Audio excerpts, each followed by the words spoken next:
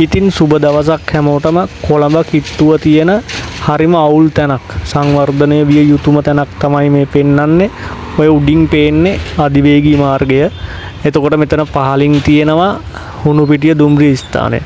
මේ තියෙන්නේ හුණුපිටිය දුම්රිය ස්ථානය. දකුණු අත පැත්තෙන් උඩින් පාලමක් පේන්නේ අධිවේගී මාර්ගය. එතකොට මෙන්න මේ පේන පාලම දිහා පොඩ්ඩක් බලන්න. හරිම දුෂ්කර පළාතක, පහසුකම් අඩු පළාතක තියෙන පාලමක් වගේ මේ පාලම මේ හුණුපිටියත් රාගමත් අතර මේ දුම්රිය මාර්ගයට ඉහළින් තියෙන පාලමක්. මේකේ මාරු වෙන්න තියෙන්නේ එක දිශාවකට එකපාරකට එක වාහන පැත්තකට විතරයි යන්න පුළුවන්. තරුණයෙක් ඉඳගෙන මෙතන සංඥාවක් දෙනවා නතර වෙන්න යන්න එහෙම කියලා. ඉතින් මෙන්න මේ වගේ අබලන් වුණු යකඩ පාලමක් මේ බලන්න මේවා එහෙම මෙතනින් යනකොට හරි සද්දේ. ඉතින් මෙන්න මේ වගේ අබලන් වෙච්ච මේ පේන්නේ මේ යකඩ එහෙමත් දිරලා ගැලවිලා ගිහිල්ලා තියෙන්නේ. එක දවසකට විශාල ප්‍රමාණයක් රථ වාහන මෙතනින් දෙපැත්තට මාරු වෙනවා. නමුත් මන්තිරු දෙකක් නැහැ. එකම එක මන්තිරුවක් එක පාලමක් විතරයි තියෙන්නේ. මේ පැත්තේ වාහන එහා පැත්තට යන්න අර තරුණයාගෙන් සංඥාවක් ලැබෙනකන් බලාගෙන ඉන්න ඕන.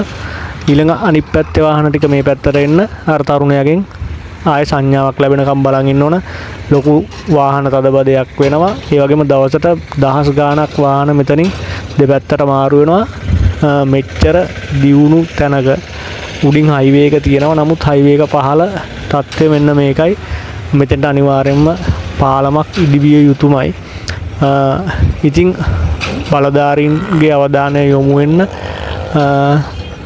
සංවර්ධනය විය යුතුම තැනක් කොළඹ කිට්ටුව. තදාසන්න ප්‍රදේශයක කොළඹ කිට්ටුව හුණුපිටිය දුම්රිය ස්ථානයට ඉහළින් තියෙන මේ පාලම මෙන්න මේ විදිහට බලා ගන්න පුළුවන්. ඉතින් දැකපු නිසා මේ වීඩියෝ එක කරන්නේ. බලධාරීන් මේවා අවධානය යොමු කළා මෙතෙන්ට අනිවාර්යෙන් පාලමක් හදලා දෙන්න පුළුවන් නම් ඇත්තටම ලොකු වටිනාකමක් එකතු වෙනවා. ඉතින් පුළුවන් අය මේක ෂෙයා කරන්න.